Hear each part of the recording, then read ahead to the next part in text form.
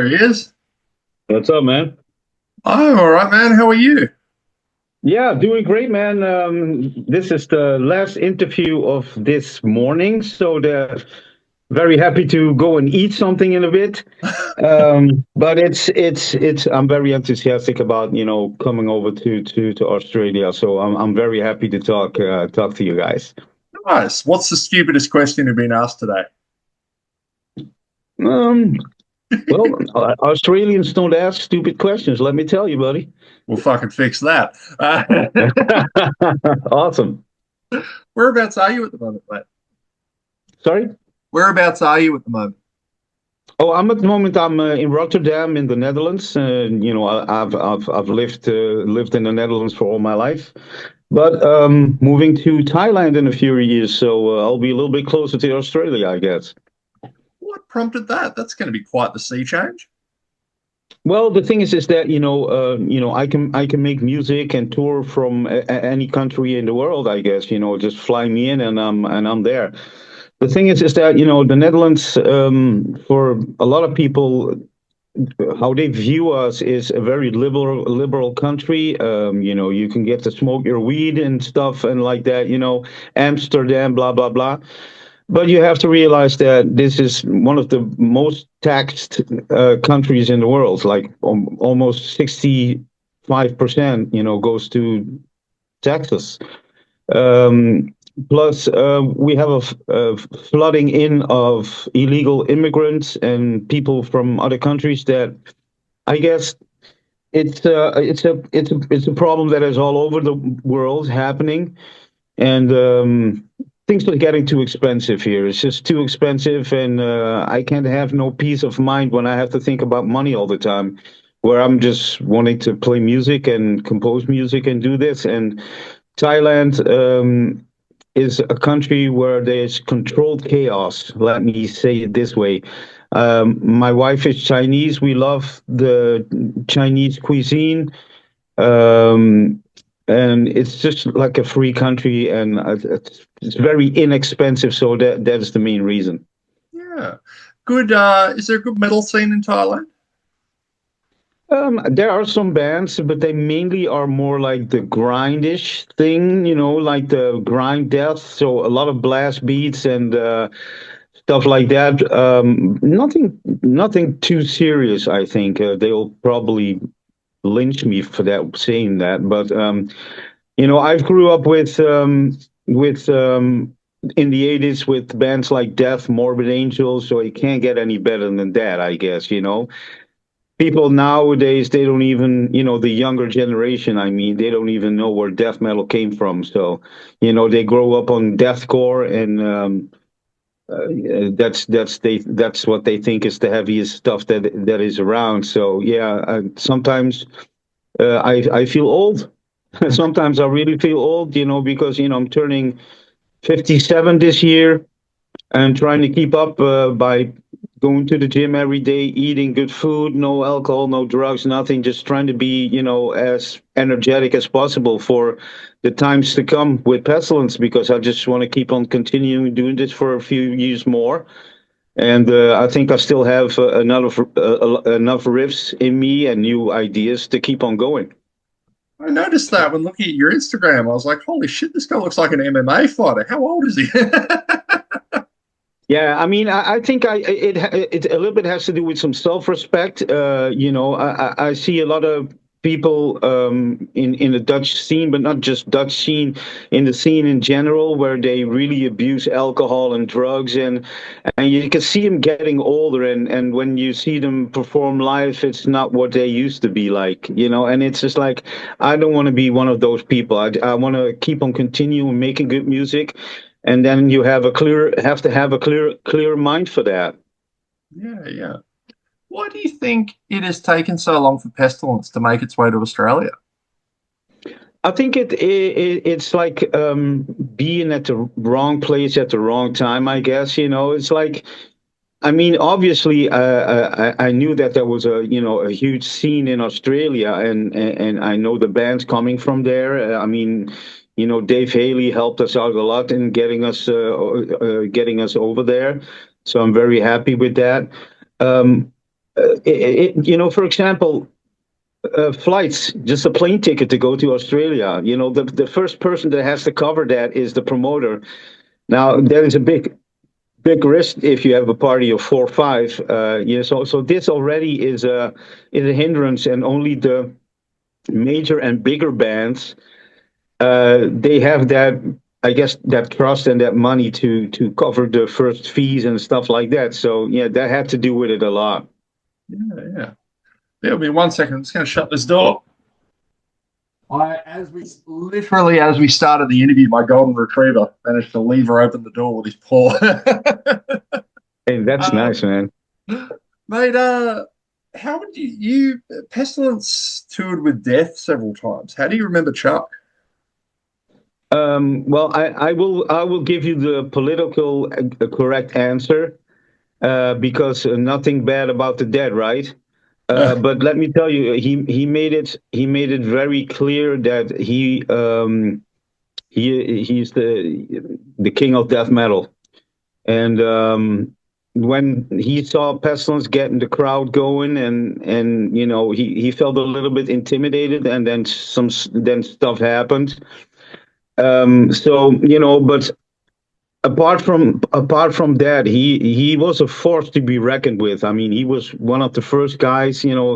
I know there's this ongoing discussion about who started death metal first. It was either Possessed or Death, but I really think it was Death, because Possessed was more thrash, and Chuck kind of defined. Even though we listened to heavy metal, at that time I didn't understand that, because it was not brutal enough, whatever. And that, how come he comes up with these brutal riffs then? So that he must have been, the originator of the music, and I respect him for that. On a personal level, we didn't get along at all, which is okay. I mean, people bash me for it, because most of the people that say he was a great guy, some of the guys are lying as well. They know what was up, right? So, but it's not a problem anymore. It's been how many years, right? So, we did get a chance to tour with them and got some exposure, and that's thanks to Chuck as well. So, yeah, I've have mixed feelings, but as time progresses and as I get older, I tend to let go all these feelings that make no sense anymore. So, and I'm a guy that I don't like to listen to my own music in the past, so I don't like to think about stuff in the past. Just learn from them and just move on, I guess. Well, it's interesting that you say that because you've re-recorded some of your older stuff, haven't you?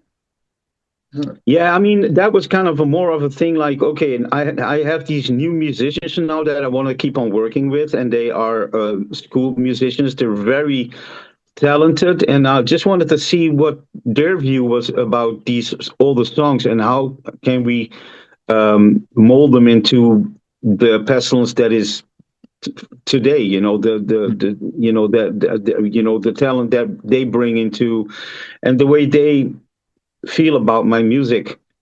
So that I found it a very cool experiment to do. Obviously it's not a full-blown Pestilence album because it doesn't have any new songs, but it has this raw demo type of feeling to it that we were aiming for, actually. So in that regards, I think it's a huge success. I guess some people want me to play Land of Tears solo just exactly the way I recorded it, and for me, after playing that lead for like 30 plus years, sometimes I would love to give the people the option, what else I could have done on that solo. So this is how that kind of came to life. Nice. How would you describe the music scene that Pestilence was first born in?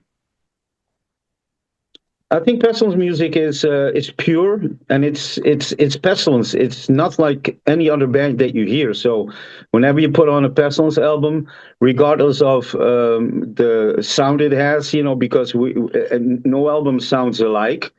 There is a progression in style, and this style is because I don't listen to other acts in the same genre, keeping it pure. And this is what Pestilence and what I stand for, is trying to be as original as possible. So I would hope that, if I leave this world, that people can think of Pestilence as being a very original band, like some of the other bands that are still out there that are very original. Yeah, I was more it was more with that question asking like when Pestilence first began, what were the kind of band, like what was your local scene like? What kind of music was popular in the town, and how potentially how hard was it to get people to your shows in those early days? Well, that's a fine line that you have to walk. It's like, okay, what is popular, but you don't want to sound like those popular bands. You want to do something of your own, right?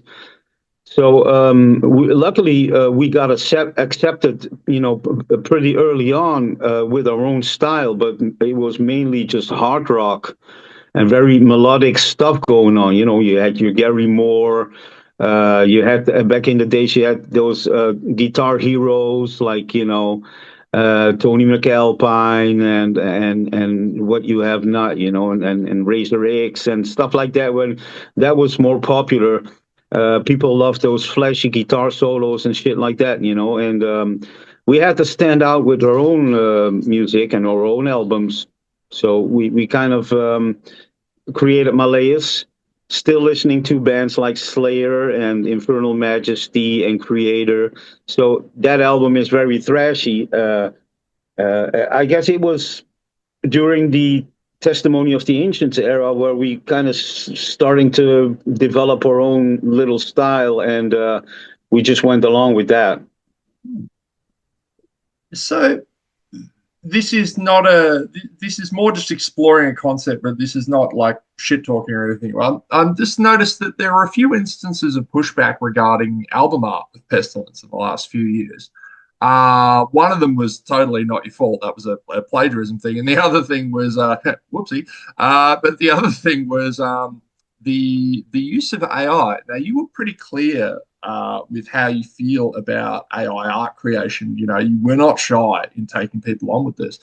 I was curious, how do you feel about people using AI to create music, not just artwork?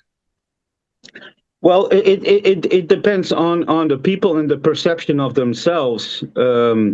Just a few words on the AI cover for levels of perception. Mm-hmm. We took that with a grain of salt. We just found it very funny to have caricatures of ourselves decaying, and then using that as an album cover. It was never meant to be very seriously, and I'm like, why people taking this stuff so seriously? Like it's the end of the world or something like that. It's just an album cover. It does not do anything for the music. But obviously, in the metal scene, at least from the metal scene that I know of, you have to have a Dan Seagrave drawing or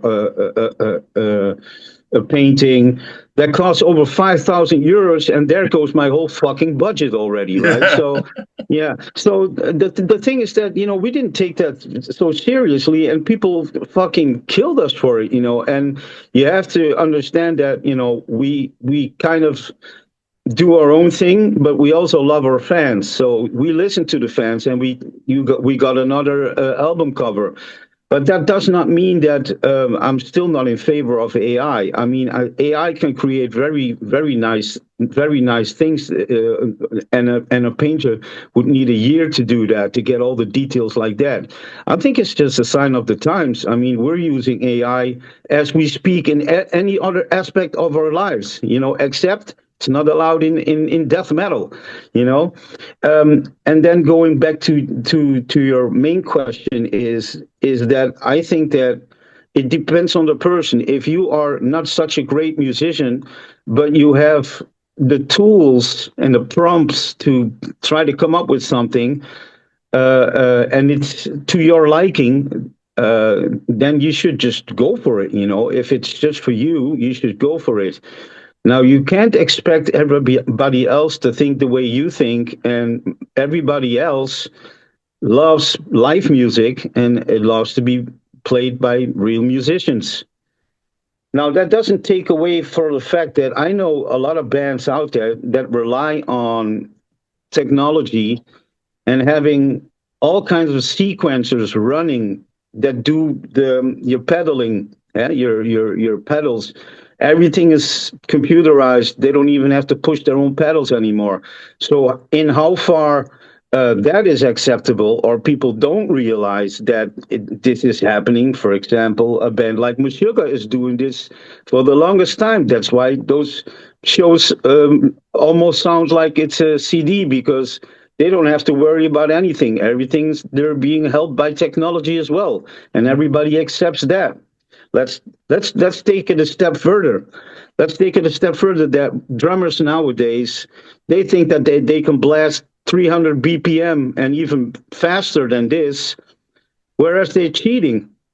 They're using their technology to make them sound faster by adding extra trigger notes and doing stuff like that. Oh, and then they say, well, no, it's a heel toe technique. Fuck that! It's not a heel toe technique. I see you cheating, and the fun fact is they even believe themselves that they can do that. You know, and I say, okay, but where is the dynamics? Can you play just a regular normal beat with ghost notes? No, you cannot, because the kids grown up to the drummers that are now big, and then I'm like, well, just go back to basics, know where your music came from if you want to make that music, and start learning your instrument for real, and not buy all the equipment so that you can be like the next cheater. So that's what I'm saying with AI. Sometimes it can be helpful, and sometimes people abuse it. Now, I think that the album cover that we had, okay, we listened to the fans, but I thought it was a funny cover, man. I thought it was amazing. It looked good, and nobody in the band even realized that. A lot of people, and that's another thing, is that back in the days you had magazines where you wanted to comment, you had to go and they redact it and then they put it in the magazine. Whereas now everybody gets on Blabbermouth, everybody gets on Metal Sucks, and everybody ventilates their bullshit and their negative thoughts. Nobody's positive anymore about anything. This is shit. That sounds like that. What is that, man? Come on, be a little bit more creative in your word choice already. Yeah, I think we all know that people just want to bitch, and that's why Blabbermouth. Yeah, we are working on getting 5,000 followers. Blabbermouth has 10 million. So yeah, but they also have some bots going and creating all these profiles. So don't worry too much about that. If you can reach 5,000 people and you're genuine and you're honest, that's you can go very far with that. I appreciate that, man. I needed to hear that. Peter, Patrick, thank you very much for your time today, mate. Go get something to eat. Enjoy yourself. I'll see you in Australia, my friend. Definitely, yeah. And just walk up and we'll take a picture together, and everything will be dandy. Fuck yeah, awesome. Man. Easy. I'll see you in Brisbane. See you, mate. Take care, buddy.